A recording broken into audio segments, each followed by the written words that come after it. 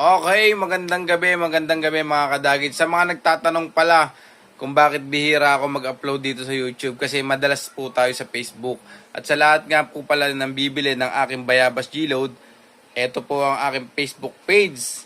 Sa Facebook page po, pwede po kayo mag-message sa akin, pwede nyo ako makausap.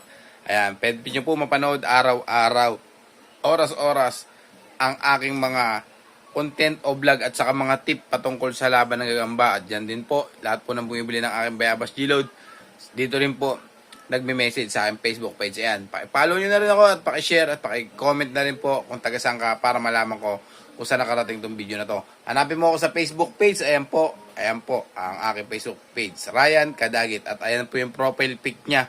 Ayan mismo po, 105 o 104 followers yata. Ayan, 104,000 followers yun. Maraming salamat. God bless.